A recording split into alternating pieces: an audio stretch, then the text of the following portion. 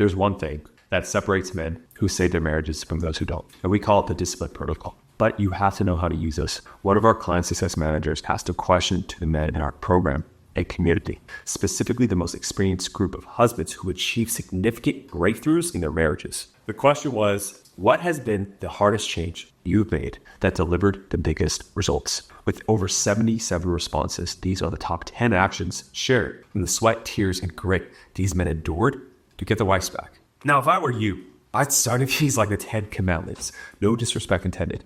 By the way, the 9th one is a discipline that every single man in our community who won his wife back embodied. I'll show you what that means. Let's jump in. Now, I use the word discipline and protocol for a reason. You must commit to these principles as guidelines for lasting transformation. Think of them as like this blueprint to rebuild trust, reignite attraction in her, and create a deeper connection with her than ever before. So in this video, you will discover how to get her to lower her guard and soften her resistance toward you, rebuilding her trust, even if it has been shattered beyond repair in your mind. You'll master the ability to calmly and confidently draw her back in naturally, so she looks at you with a renewed admiration and respect and attraction. You're going to master the tools to strengthen your emotional resilience so you can handle any and all challenges that come your way. And it all begins with this first crucial step. This step will soften her guard, paving the way for a renewed foundation of love and connection. It is to own and evolve. I knew that to maintain my integrity as a leader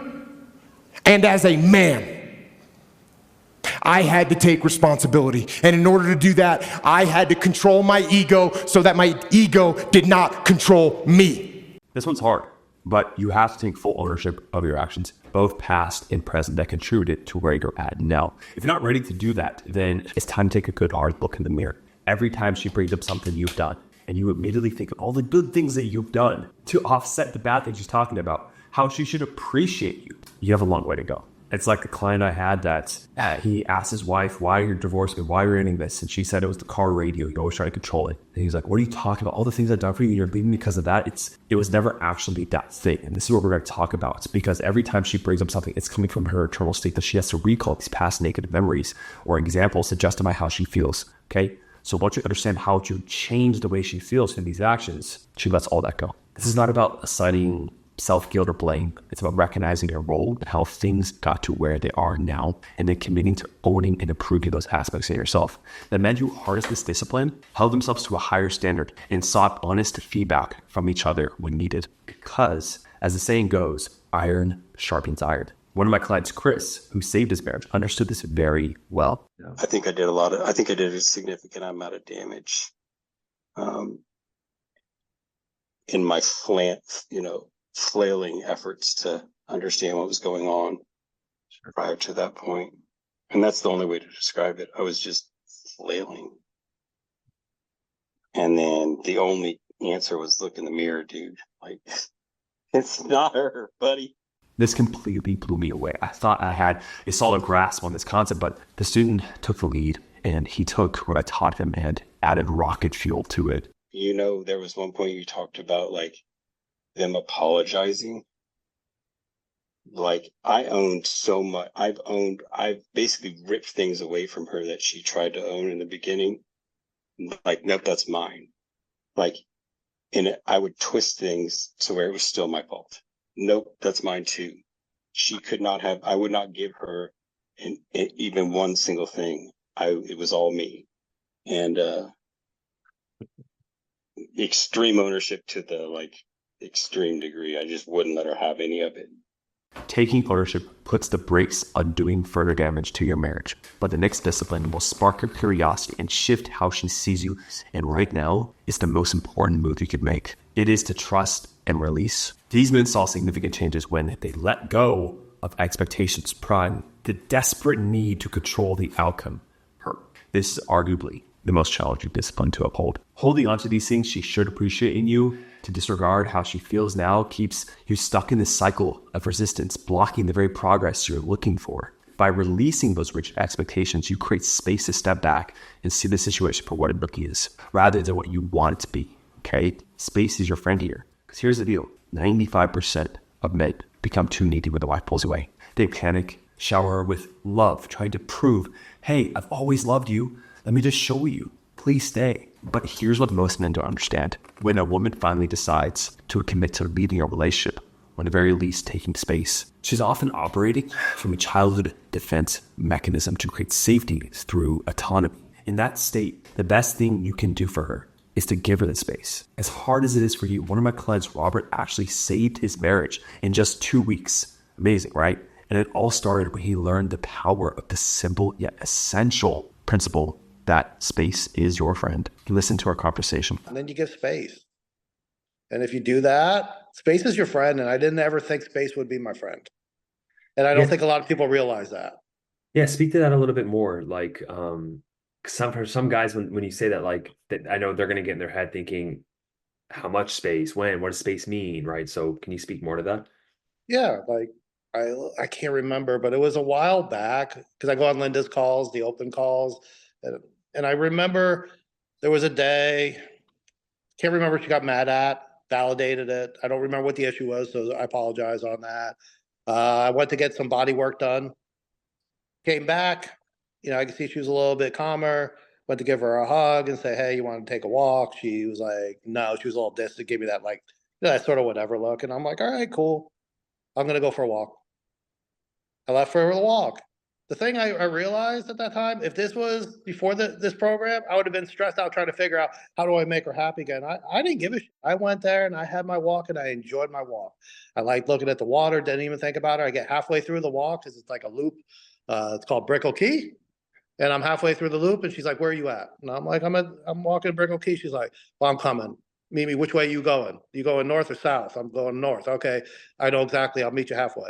When you're no longer fixated on controlling every outcome, controlling your wife's decisions or her emotions, you can focus on what you can control, how you show up, how you listen, how you respond. More on this in just a bit. But let's look at how to do this. You need to start by identifying one situation where you typically feel the urge to push for an outcome, whether to try to change your mind with an argument or force a conversation. Instead of acting on that urge, take a deep breath and just pause. Keep silent, keep still, keep your silent power. Shift your focus inward and ask yourself, how can I respond in a way that shows patience and understanding rather than resistance? Or sometimes you ask yourself, should I even respond at all? For example, if she seems distant, right? Resist the impulse to demand answers or reassurance from her. That's the worst one. Instead, just acknowledge her space with a simple saying like, I understand, you need time, I respect that. I'll be here when you're ready to talk. That's it. It's a game changer. This single act of stepping back rather than stepping in demonstrates emotional strength and stability. She feels free to reconnect with you on her own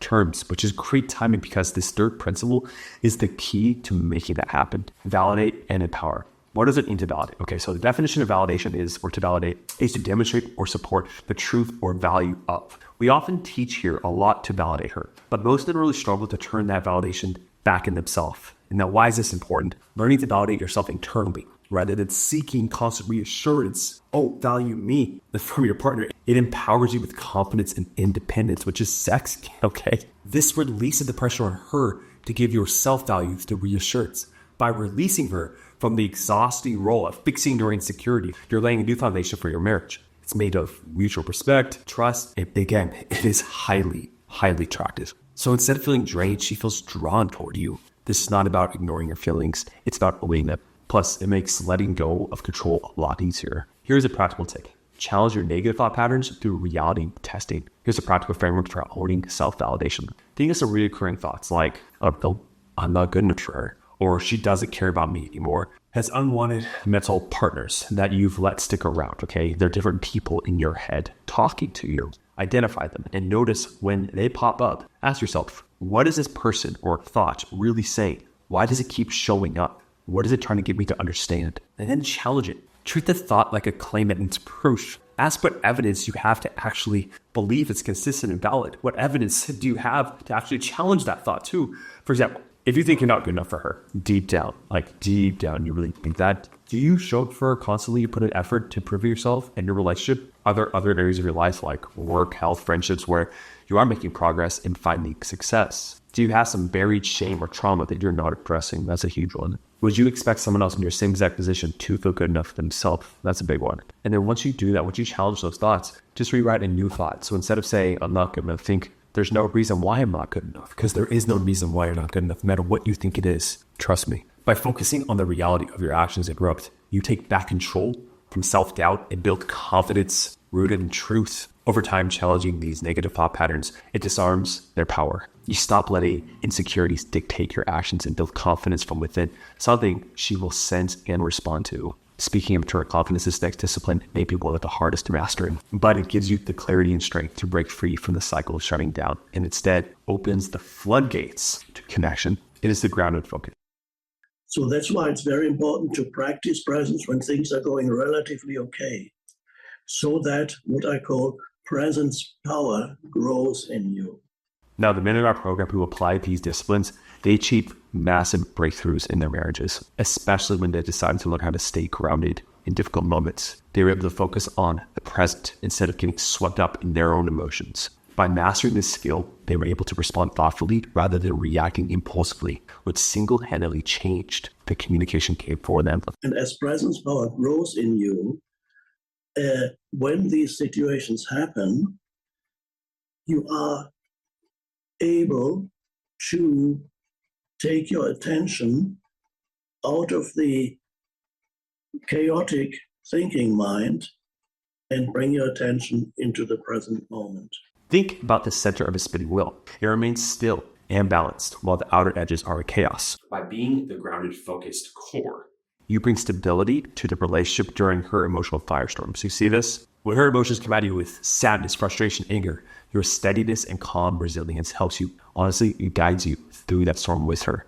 So as a practical tip, I want you to focus on her tone, not her words. Now this helps prevent you from taking what she says really personally. She doesn't mean everything she's saying in those moments. Maybe some of it, but maybe she says she will. But at the end of the day, when she changes her mood, she changes her mind. When she feels overwhelmed and just pissed off, apathetic, she's just going to blurt out when she says she doesn't have a filter, okay, as much as us men do, because for us, in the masculine frame, our words carry more weight, okay? So when this is happening, bring your attention to your heart, even put your hand on it. If you're able to put your hand on her shoulder or her leg, if she allows touch, do so, and it'll immediately calm her down. Focus on grounding yourself and breathing deeply, okay? Slow breath in your nose and out your mouth. Remind yourself, it's not about you. It's about understanding your emotions in that moment. Set your intention and choose to respond with curiosity and calm instead of defensiveness. Over time, these practices will allow you to handle your emotions more effectively, okay? You'll become more adept at it. In order to really master this skill, you have to have a very solid core yourself. So the next discipline not only protects your well-being, but brings you the respect you deserve. It's about boundaries and balance, okay?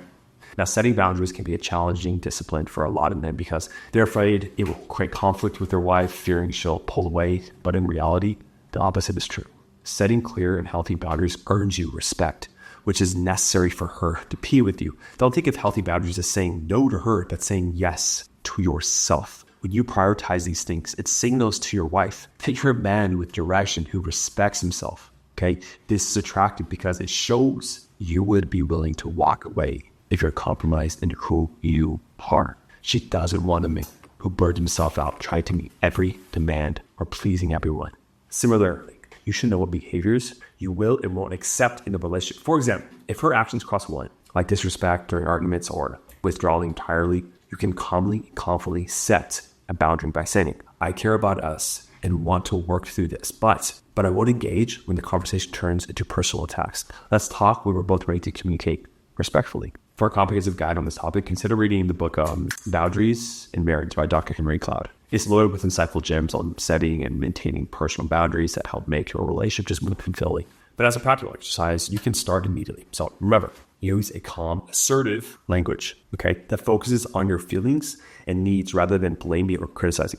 For example, identify the boundary and think about what behavior or situation is crossing your line and why it affects you. Frame it with an I statement. Instead of saying, you always interrupt me, try, I feel disrespected when I'm interrupted. Big difference. She won't get defensive herself. And then you can say something like, I give us to let each other finish speaking before responding. This approach avoids defensiveness while clearly communicating your limits. Practice staying calm and confident, even if she reacts emotionally at first. Now, we can help with setting boundaries because boundaries, they take time to adjust. But when you're consistent and respectful, they foster mutual respect and understanding. They'll also put you well on the way to achieving the next discipline. Master this one and she'll want a piece of what you got. By the way, if you want me to personally help you save your marriage and get her back, then you click the link down below, set up a call with our marriage evaluators. It's a free call. We'll assess what happened in your marriage, what happened in the relationship, and how to get her back with confidence and ease all by yourself. Now, free advice. So click the link below only if you're fully committed to actually taking action. Peace and power. Cross-legged, on a mountaintop, looking down on the chaos of the world with your serenity in place. Although I will bring you there in a minute. It means you can handle your kid spilling juice in your laptop without spontaneously combusting. It means you're not shaken at your wife's sharp words or icy silence. Now, it didn't happen overnight for all those men, and it likely won't for you either. But when you find inner peace, that inner sanctum of unfuckwitableness, non-reaction, you develop this inner light at the end of a seemingly hopeless tunnel. You stop operating from fear or neediness and reignite her respect and admiration, not because you demanded it, but because of the quiet strength and purpose you radiate. Now, these men achieve that, and you can too. So back to that mountaintop idea I mentioned. In the movie The Razor's Edge in 1984, it was Bill Murray, I think was the actor. He embarks on this spiritual journey to find meaning after the chaos of World War I. In a powerful scene atop a snowy mountain, he burns his remaining books for warmth and experiences a moment of profound inner peace. Now, this symbolizes his letting go of external attachments and societal expectations, illustrating that peace comes not from what others think of you, but from aligning with your core values and finding strength within yourself as an essential foundation for leading in relationships. When you're confident in who you are as a man, you can step up and lead with clarity and purpose. This creates space for her to relax and follow. As a practical tip, there is a daily gratitude ritual that will build inner peace for you. At the end of each day, spend 5 minutes. If you don't have 5 minutes, you don't have a life, okay? Spend 5 minutes reflecting on 3 things that you're grateful for, no matter how small they are. These can include a personal achievement, like sticking to a workout or handling a tough conversation calmly, a positive win in a relationship, like even getting a kind gesture or a smile from your wife. Something simple. Even enjoying a meal without your phone, just like enjoying the food. Just write them out in a journal and say them out loud yourself. This practice will train your mind to focus on the positives, building self-worth by recognizing your own efforts, and it fosters a sense of just deep peace and contentment. Now, this next discipline on how you show up is everything, okay? It's going to require some rewiring in your emotional framework, but don't worry, that's part of the process. Imagine cracking the code to her deepest emotions and unspoken needs, like her hidden language, if you will. Not only are you more grounded than ever, but you become her safe haven. It's connection and care. Now, men have a big responsibility in fostering a healthy map presence. Showing up as a man isn't about winning arguments or fixing her problems. Even though we're really good at it and help society, your real responsibility in the relationship is to be her rock. When she's overwhelmed by emotions or facing challenges she can't easily navigate alone. Improving communication starts with truly listening. Okay, listening. Not just hearing her words, but understanding the emotions behind them. This is where connection and care begin. When you respond with compassion rather than defensiveness or logic, you show your partner that her feelings and perspective matter to you. This creates an environment where she feels safe to open up, okay? And her perspective is valued. And there's a great illustration of this from a conversation I had with my client, Chris. Far too often, he would try to fix things with his wife by solving her problems like most of us men do. But through our program, he learned to harness the principle of empathetic holding, creating a container around his wife's emotions, a safe place where they could explore her feelings together. I want you to have a listen. The biggest win for me is that I'm sorry, I get a little emotional, but I actually learned how to shut the fuck up and listen to her. And I stopped trying to just fix everything because, that's where you want to go. But instead, just trying to actually listen to what she's saying and get it as far as what it means to be there. I just never knew. I never had any idea what it meant to be there for someone or be there for her. And I get it. It's basically shut up and listen to her and be there. Listen to what she's saying. Stop the 6 million things going on in your mind. Yeah. Well, don't let the train that tries to fix it leave the station. Just power that shit down and listen to her. it's hard to really connect everything together on the top of my head, but it's like almost like they call it a container in a lot of coaching spaces. Like you create a container, and it's like in that container, you're just there with her, allowing her to be herself. It's a mode of being, not doing. And it's like most guys, successful guys like yourself, it's like doing. And so when you see a problem, aka she's upset, that's a problem in your mind. Your brain says, let's do something about this. And so what you're speaking to, that listening to her that you're speaking to, is that like container of just being there with her. And the process of just holding that space in your masculine presence, and that allows for that extra safety for her to have in that container. Yeah. When your wife expresses emotions, avoid the instinct to fix or defend. Instead, follow these 3 steps to create an emotional safe place, okay, that container for her. Acknowledge her feelings. Start by validating what she's feeling without judgment or solutions. For example, say something like, it sounds like you're really frustrated about that. I can see why that's so upsetting. And then ask open-ended questions instead of closed-ended questions or statements. Encourage her to share more by asking questions like, can you tell me more about what's been going on in your mind? Or what do you need from me right now? Resist the urge to fix it, okay, to make her feel better. Stay present and focus on understanding, not solving. Sometimes the most powerful thing you can say is, I'm here for you and I want to understand how you're feeling.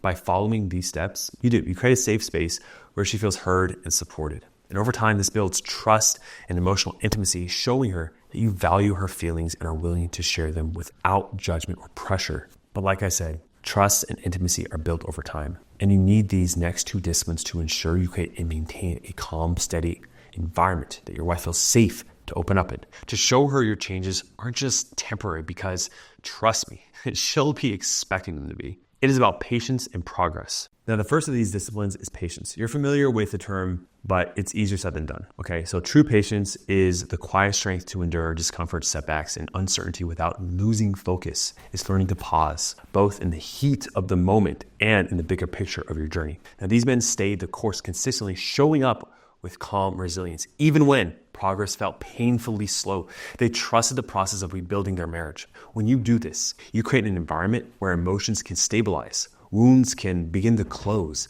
and trust, it can take root again.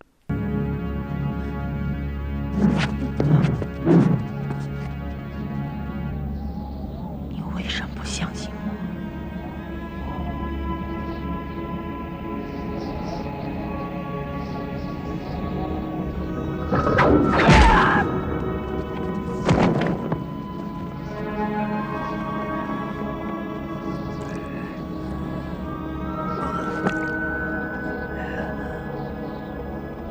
There's a Chinese film often studied in academics. It's a powerful and poetic story of love, tragedy, and resilience. Now, at the end of the first film, the 2 lovers are torn apart by betrayal and misunderstanding. Now, the male protagonist retreats to a freezing mountain, devoting years to guarding a rare flower that blooms only once a decade. He believes this flower holds the key to healing his lover's pain, enduring solitude and harsh conditions in his quest for redemption. Now, this story exemplifies patience as an act of unwavering love and inner resilience. Oh, I mean, the thought of spending years freezing your butt off on the peak of a mountain seems impossible and absurd. Cho's journey reflects the discipline required to rebuild trust and honestly connection in your marriage. Question is, do you have the ability to endure discomfort and stay committed to the possibility of healing? The patience that transforms not just your relationship, but your own character. It's not about waiting passively, by the way. It's about actively holding space for growth, even in the face of adversity. As a practical tip, focus on micro wins. Look, patience becomes easier when you focus on small, meaningful victories instead of obsessing over the end goal. Here's how to implement this. Identify small progress points instead of waiting for dramatic changes. Look for subtle signs of progress in your relationship, like a moment of a shared laughter or a willingness to open up, or even just a calmer tone in your voice. Celebrate quietly and internally acknowledge these micro wins as evidence that growth is happening. Now, stay consistent to use these motivation moments to keep showing up with calm, steady energy, knowing that small progress leads to big results over time. By shifting your focus to what's improving, however small, you maintain a sense of purpose and motivation and momentum, which fuels your patience for the long journey ahead. But patience alone isn't enough. To truly rebuild trust, you need the second ingredient. That reinforces your progress day after day, showing how your changes are just really here to stay. Now, consistency is the backbone of trust. It's not about grand gestures, but showing up every day in a small and reliable way. That proves your actions align with your words, that congruency that I talk about a lot in this channel. When you're consistent, your partner feels secure because she begins to see that your changes aren't fleeting, but a part of a really deeper transformation is occurring. Over time, this reliability fosters trust and emotional safety, showing her that she can count on you no matter what. Remember, consistency, it isn't about perfection. It's about persistence. Even on the tough days, staying steady in your actions is what builds the foundation of a stronger, more secure marriage. Listen to how one of my clients, Alex, handled this when all seemed hopeless. One of my favorite quotes through this whole thing is, and it's kind of been an ongoing quote through my career, is like, if you find yourself in hell, just keep going. Yeah. That's kind of it. And I've got it over my office wall now. There is points like I had a colleague here who committed suicide when his wife left him here 3 or 4 years ago. And I didn't get that dark, but there was lots of points where I was like, you know what, she can just have the kids. I give up. I'm going to walk away from the businesses, walk away from everything. And it was like, there's lots of real dark times in the last few months. And I kind of just, every day sucked, but I put one foot in front of the other and I just kept going. And have you ever seen how water can just carve through rock? It doesn't happen in a day or even a year, but over time, a constant, persistent drip, something so soft, so seemingly insignificant, can wear down the hardest stone. That is how the Colorado River carved the Grand Canyon, one of the most awe-inspiring landscapes on Earth, through millions of years of steady, unrelenting flow. And nature shows us the power of consistency. Water doesn't force its way through. It simply keeps showing up drop by drop until the rock gives way. I think you know where I'm going with this, don't you? In your marriage, persistency works the same way. Small little steady actions like staying calm, patient, grounded. It may not create instant change. Sometimes it does, but over time, it softens your walls. It rebuilds trust and reshapes the relationship. Even if it starts with something as small as her smiling when you load the dishwasher. So as a practical tip for this one, let's look at the bookend routine. Okay, consistency thrives on structure, and the simple way to reinforce it is by creating a bookend routine. There's intentional actions at the start and end of each day that align with your goals for your relationship, okay? Starting with a morning check-in. Start by asking yourself, what's one small thing I can do today to build trust and show up consistently? Example could be a kind gesture like a quick message or of encouragement following through on a promise, whatever it is. And then at the end of your day, I want you to reflect on how you did show up. Did your actions stay aligned with the man you want to be? This keeps you accountable and gives you a chance to adjust if needed. By anchoring your day with intentional moments, you'll stay focused on being reliable and consistent. So this last principle is the last key that really amps up the level of attraction. You ready? It draws her back in and gets her to let go of the baggage of the past, okay? So she can focus on the future with you. Seeing you as this man that she first fell in love with is to reclaim and radiate. It's about rediscovering your authentic self. I mean, that is the ultimate attraction builder.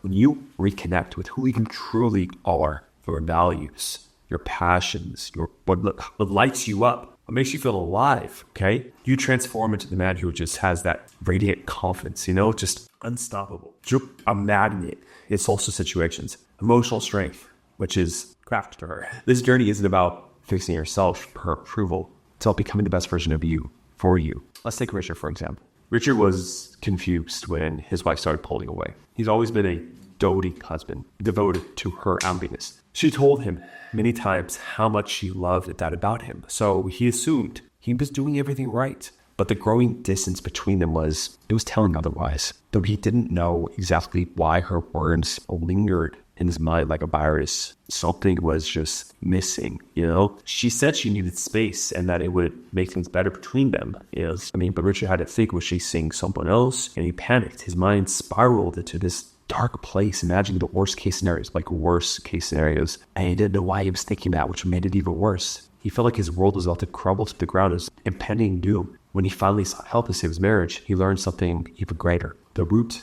of the problem was not just about their relationship. It was about him. Richard realized that his identity had become so entangled with trying to please his wife that he had forgotten who he was. It wasn't just about physically making time for the things that he used to do. It was about mentally and emotionally reconnecting with the man that he'd once been. And for the first time in years, Richard began prioritizing his own growth. He started revisiting hobbies that he used to love, setting personal goals, and rediscovering his own values and passions. And that is when something incredible happened. As he became more grounded in himself, his wife started to notice. The man who once clung to her approval had transformed into someone confident, self-assured, and ironically more attractive than ever. Their conversations became lighter. Her guard softened, and she started leaning into him in the way that she hadn't in years. By finding himself, Richard didn't just save his marriage, he reignited it. And when you reclaim your true self, you naturally radiate the kind of energy that draws her in and reignites connection